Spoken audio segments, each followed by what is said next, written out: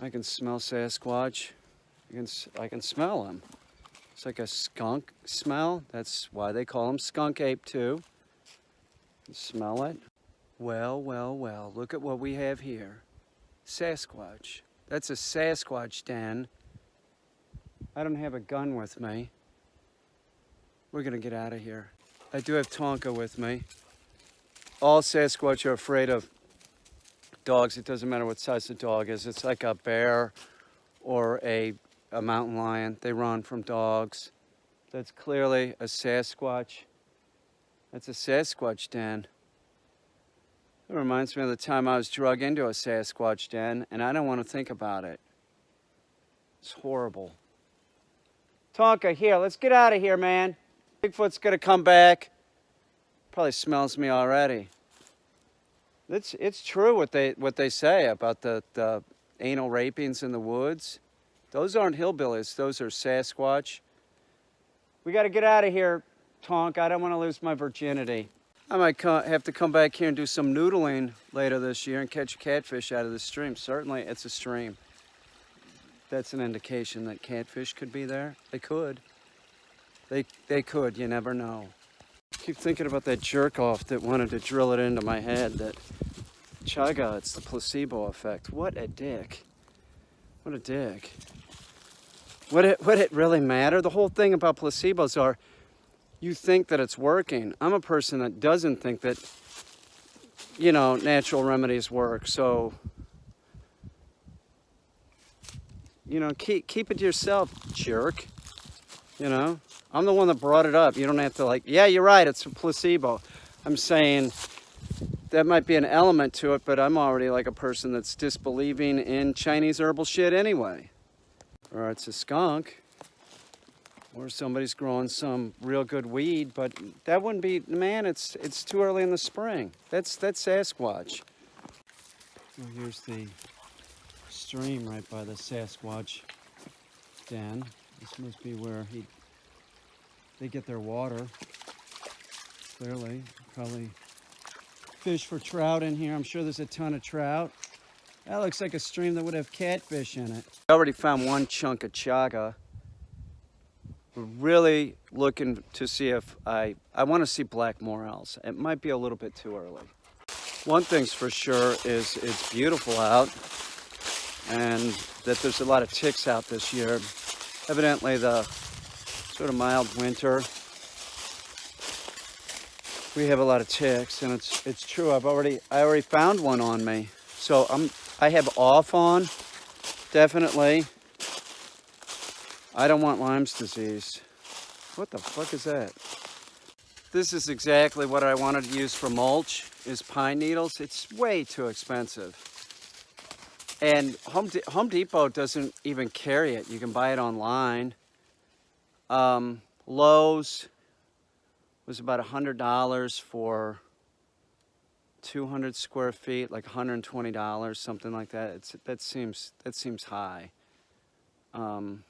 I can't afford that. Works great though. Anytime you're underneath a pine tree, it's mostly just needles. There's a lot of grouse in here. Tonka's hunted this. He's pretty excited. But I think I might see some chaga over here, so. Woodcock are in here too. Now this would be an awesome place for a coyote to live. Tonka here? Come on, dude. But I don't want Tonka to find its den. It's really difficult to walk in. It's really difficult for a human to walk in, but for a dog, Tonka's covering a lot of ground real fast. I'm sure a coyote can do the same. We're totally lost. I have no idea where we are. No idea. Here, ruffled grouse. A lot of times people think it's a woodpecker.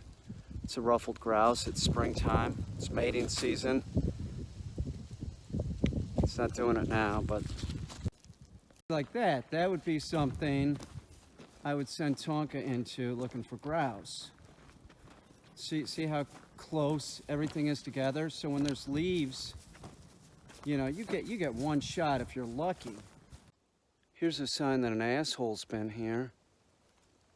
So he comes out here, changes his oil You know, so he doesn't have to like do anything with it. He just changes it right here and leaves the empty oil bottles here too. What a dick. What a fucking asshole. God damn it. Fucking Tonka.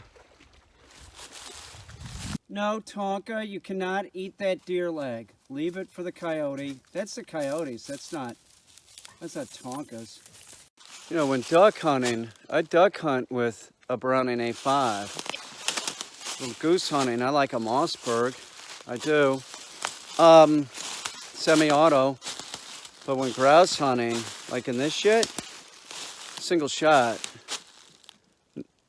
Seriously, New England Arms, single shot. A 16 gauge, because you're only gonna get one shot in this shit. You know, there's just, it's real thick, and sometimes it's thicker than this. There are a lot of grouse in this area, and woodcock, because there's a lot of water too. Look what's in front of me, and that's what we grouse hunt and woodcock in. Look at this. See how it just gets real thick? Like there's small trees, there's large trees. It's just like, you know, you can barely move. You're having trouble walking through it. So that's what you find grouse in. Not like large old trees, no forest like that. You're gonna hunt grouse in stuff like this. Like this, like these boggy areas. This is the stuff that woodcock love because they can get worms, and that's what they eat. They eat worms. Tonka, get off the... Tonka's pointing on something. Look at the color on this. Look at the color. It's freaking amazing. Look at that green. That looks like it was done with acrylic paint, seriously. That is crazy looking. More hemlock forest. I could definitely find the varnish cap here. It's too early, but there's a lot of hemlock that's down. This isn't the only area I know with hemlock. I know one area down by this beaver pond that definitely has hemlock and has reishi mushroom, because I saw it and I'm like, oh, that looks poisonous. That must be poisonous. That's what I thought. It's fucking crazy looking. It's like orange. It's like, that's telling me that it's poisonous. It's not. I want to make tea out of it. I want to taste it. I don't know. Maybe I'll like it.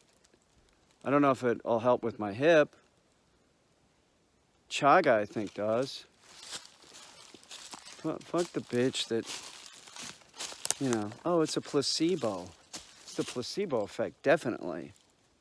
Oh, okay, thanks. Thanks for telling me not to feel better, jerk. Look at that tree. It's a fucking monster.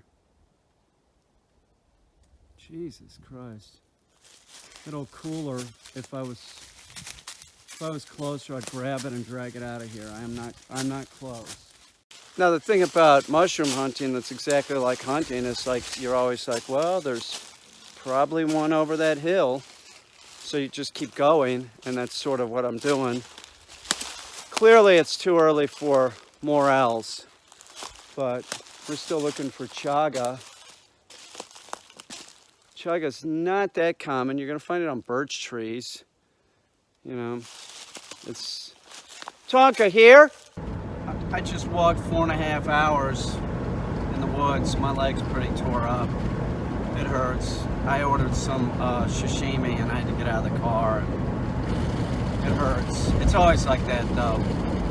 I get through the walk, and then after the walk, then there's a lot of pain. I'll go home and drink some chaga. And whether it's a placebo or not, who cares? Here, Bear, let's put a leash on.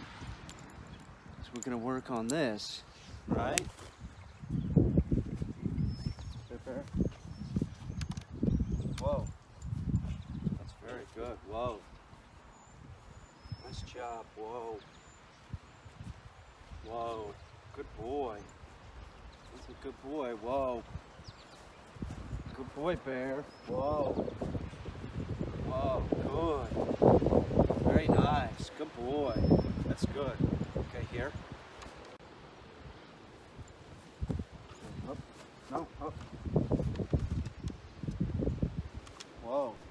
What's coming up right after this is very important because when he's getting up on it, I'm using a milk crate. I know at times, you know, it could make him unsteady. That's going to make the dog more steady. I'm proofing the dog. Now watch what happens with the milk crate. Oh, one reason that I'm picking up the leash is because I don't want him to think that because I'm picking up the leash, it means to move. But now watch what happens here. Now watch what happens. You're crowding me, dude. Up. He's giving me a little resistance, and then he gets up there. So now he's a little barn sour, right? But I'm not backing away. I'm not letting him back away. I'm making sure that he gets up there and completes the task. Notice how the leash is in a high collar position. I'm using pressure and upward pressure. I'm making sure he steps up on there, and then he learns that there's nothing to be afraid of. We want to make him as stable as possible. Got it, dude. Whoa. Nice. Nice. It's good. Good job, dude. Whoa.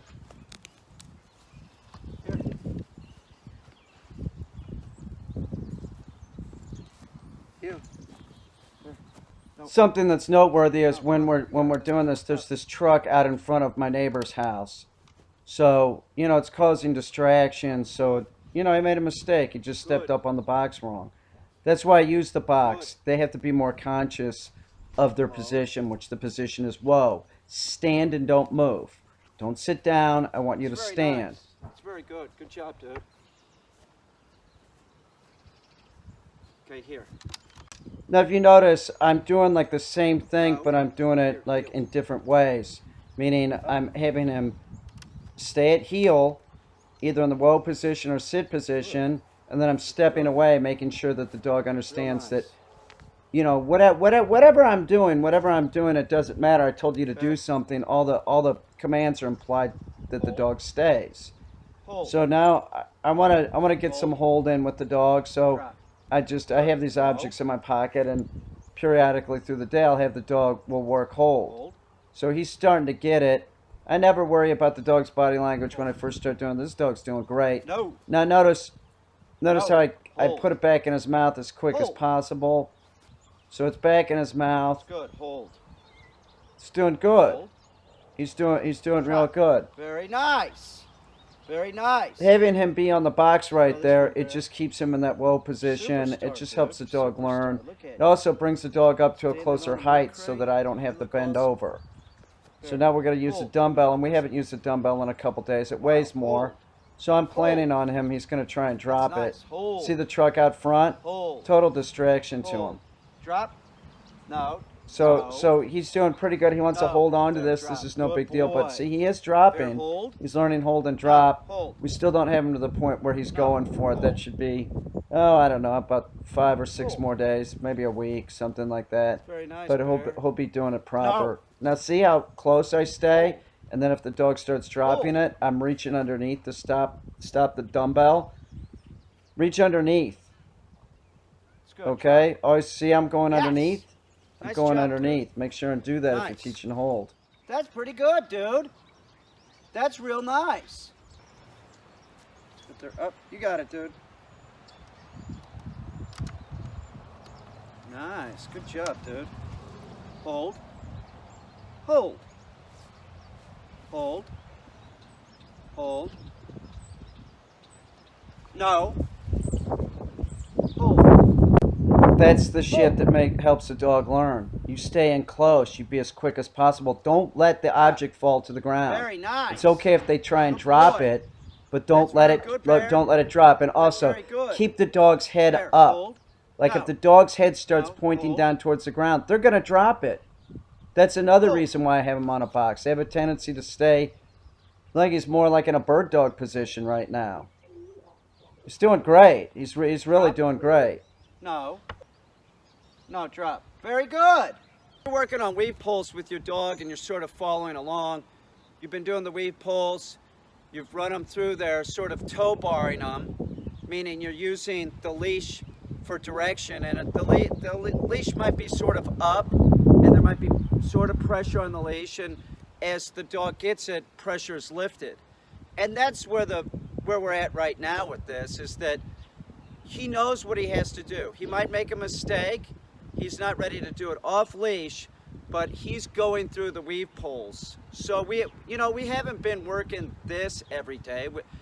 Every day we've come out here and we've at least run him through it a couple times. No concentration for one day, just doing the weave poles. Okay? We're doing other stuff. So you could be teaching the weave poles and teaching your dog to do other stuff. So there's no excuses. Change up. Maybe you do the weave poles 4 sessions in one day. Maybe one day you only do it once, and then the following day you do it 5 times spread out throughout the day.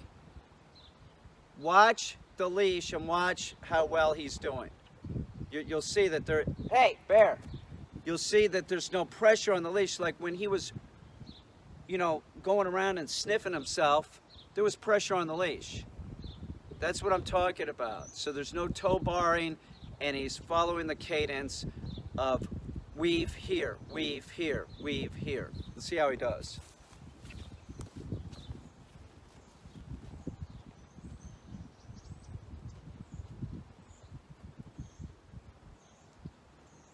Weave here, weave here, weave here, weave here, weave here. That is very nice. Do you see what I'm saying? Like when you first start doing it, they have a tendency to, jet out away from you, and you had to use pressure bringing them back in through the gate. But I'm telling you, it's a matter of a few sessions and they start picking it up. Do not do it the food trainer's way. That's ridiculous. Let me explain what they're telling you to do. Here, Bear, heel, sit. What they want you to do, it doesn't even make sense. They want you to take the poles and line them up so it's a hallway, right? And you start getting the dog to go through just the hallway of poles, like that there's a wall on each side. And then you start bringing them in, right? Slowly, and then the dog, what are you talking about? It's nonsense. Just do it my way. This notion of, there's not going to be any pressure or no negativity. It's absurd. It helps the dog learn. You want the dog to learn as fast as possible. It's not about corporal punishment. If it was about corporal punishment, that would indicate pain. And if you're creating pain, you're causing excitement. And excitement is the point where all dogs bark, lunge, bite, or just don't listen. So that doesn't even make any sense. He has an e-collar on, by the way. I use he's got a micro-educator on, and he's on 8, which is lower than a human can feel it. And while I was doing that, I was not using the e-collar. And even if I was, it's lower than a human can feel it. What? You're thinking that you're gonna have a dog and you're not gonna say no to the dog? What are you, just gonna pander to everything? That's what they want you to do. Anything that the dog wants to do that you want, you give them food for that, okay? But if the dog's doing something that you don't want, you're just supposed to ignore it. Are you out of your mind? We have 4 million, hey, Bear, sit. We have 4 million dogs dying every year, and nonsense like that is being put out. You tell your children when they're screwing up, don't you?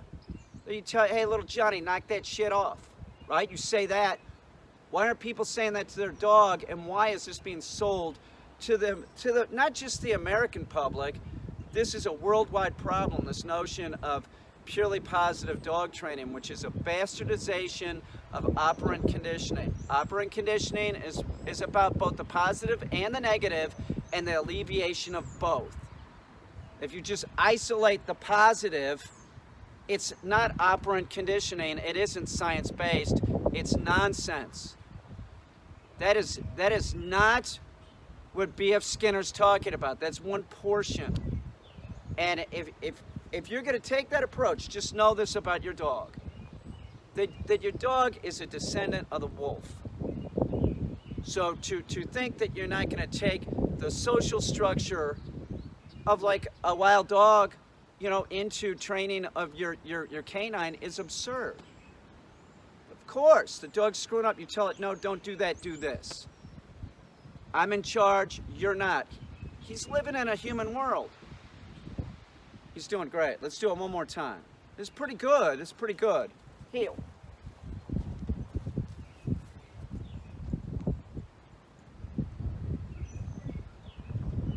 Bear, weave, here, weave, here, weave, here, weave, here, weave, here, weave. You're a good boy, dude. That's real good, dude. Nice job, man. Nice job. Sit. You're good, dude. There's no pressure. So see, now we're at that point. Now everything else is being trained in. We're conditioning everything in, and we're using the e-collar at times, and we just keep doing it with the leash on. He's doing it right now. But if I take the leash off and try doing it off leash, it'll be too fast. He'll start screwing up. You must build on success. So we keep weaving them through the weave poles, getting success. And while we're working on everything else in another 2 weeks or something, maybe, I don't know, maybe another week, maybe, I don't know, the dog's real good. So we'll try it. We'll try and see if he's ready to do the weave poles off leash, but don't go too fast. Bear, sit. That's the most common mistake, is that the dog owner goes too fast. It's a lot of work, it's a lot of conditioning, it takes a certain amount of time. If you're gonna get a dog, it's not gonna be easy. And the notion that you could not train your dog is nonsense, or have your dog doing something unnatural, like training it to go to the bathroom inside or something, is just abusive. If you're gonna get a dog, no, you're gonna have to take the dog out. If you can't take the dog out, then you shouldn't have a dog, okay? You could pay somebody to take it out, but the dog needs to go outside. You can't just have a dog going to the bathroom inside your house on wee-wee pads. And if you started wee-wee pads when your dog's a puppy, you're just flat out dumb. You bring wee-wee pads in when the dog's a puppy, you're dumb. You're dumb. Why would you do that? It says right on the box, it says scented with a pheromone to attract the dog, meaning it smells like shit and piss to the dog. So if your dog is smelling shit and piss in your house, what are you training it to do? You're training it to go to the bathroom inside your house.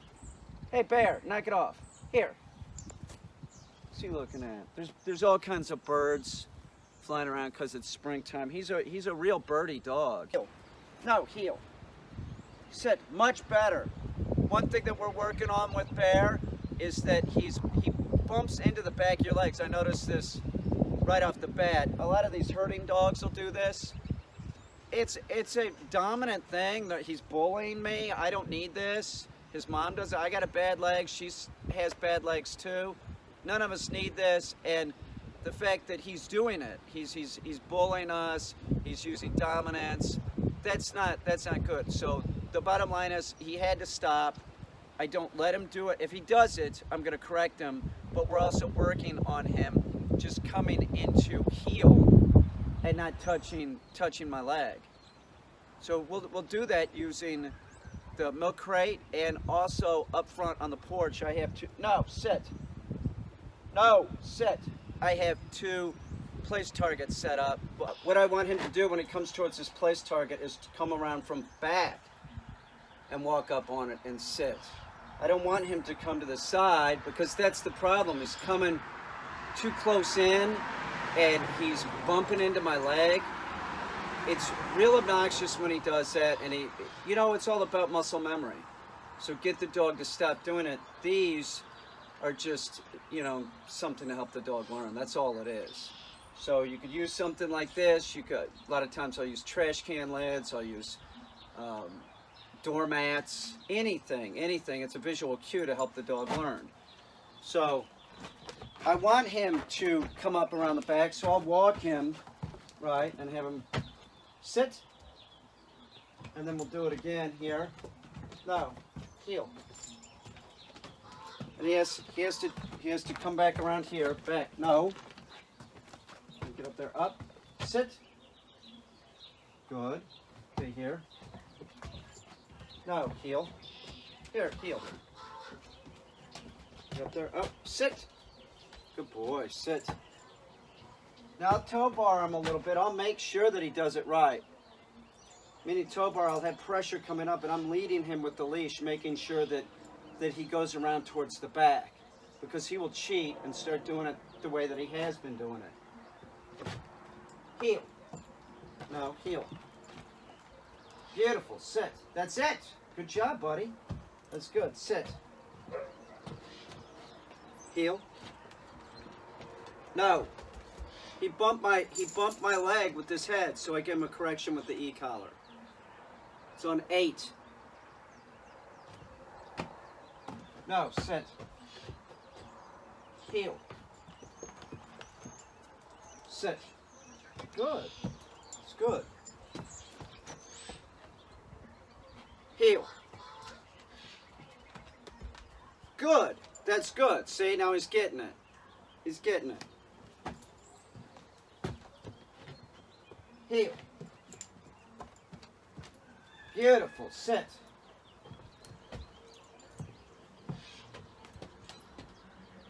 Heel. Good. Good boy. That's really nice. I see that behavior a lot in dogs. I see it a lot in herding breeds. It's pretty common. Your dog shouldn't be doing that. But if your dog does that, ask yourself, is it a lot up on the couch? I need him to do it, so I need him to spin into heel without touching me. Don't touch me with your goddamn head, dog. I mean, he's putting a lot of pressure on the back of your leg when he's doing it too. It's real uncool. It's real uncool. So it's a lot of muscle memory of him not doing that anymore. So that is one of those things that I'm like, I'm starting this right away because I can't stand it. You've got to quit doing this. Very bad. A lot of these things, like that, for instance, I believe he was a little bit older when his mom got him, but stuff like that can be conditioned in with a dog that's very young. And when they're real young, it's still, oh, isn't that cute? Look, the dog's being affectionate to me. Hey. Do you see what I'm saying? You're a good boy. But it ends up being like a real behavioral problem. People don't realize this stuff, that like if you have a puppy and you put the puppy in your lap, you're training that dog to jump on human beings, and it's going to jump on you. And if your dog jumps on you, it's going to jump on everyone else. Don't ever influence a puppy by putting it on your chest, laying on the ground, having the puppy in your lap. Don't do it at any cost. And when you're going home, you pick up your puppy from the breeder, right? Hopefully a breeder, not a pet store. And you're going home, that puppy shouldn't be in your lap anyway. That's not safe. It's not safe for you. It's not safe for the dog. So the dog should be in a crate. That is the safest place for a dog, in a car. Definitely. That's why all dog trainers use crates. A crate's your best bet. Sit. Heel. No, heel. Sit. I don't know if you can tell, but like he comes so close. Like he's backing away, but he comes so close to my leg when he does that. When I first met him, he was not only coming so close, he was like rubbing his head against my leg and his shoulder. Like he'll use his shoulder like that. So that probably is something that like he did a few times when he was a puppy. All you have to do is like, oh, that's so nice. And that's the problem, is oxytocin. People get addicted to the oxytocin of the cute dog, and then the cute dog gets older, and then there's problems. So if you get a puppy, that's what I always do. I always get a puppy at like 7 or 8 weeks. You don't want it at 6, and 10, 11, you're starting to, the dog's been with the litter too long. 8 weeks is a good time to get it. You get the dog at 8 weeks so that you are the only one influencing it. Or you pay somebody like me. That's why most of my business is puppies. They want the dog influenced at an early age. If you start influencing your dog at an early age, at 8, 9, 10, whatever it is, and letting the dog up in your lap and letting it jump on you and letting it just roughhouse with other dogs and shit and chew on your hand, you're just training your dog to be a dick. That's all you're doing. You're training your dog to do terrible things, and the dog's gonna be a real a-hole. And when the dog's older, you're gonna say the dog's stupid, okay? That's what you're gonna say. You're gonna say, this dog's stupid. I gave it everything. You gave it everything but what the dog needed. And let me tell you something about love. Your dog doesn't need love. It doesn't. Animals function without love. Love is a human emotion. That's it. So they function great without love. So if you think that love is going to get your dog trained and keep your dog out of the animal shelter, you're stoned. You're out of your mind. You shouldn't have the dog. And with that kind of childish attitude, your dog will end up being put down. So wake up. Train your dog, or find somebody like me that can train your dog. But the dog has to be trained. It's living in a human society.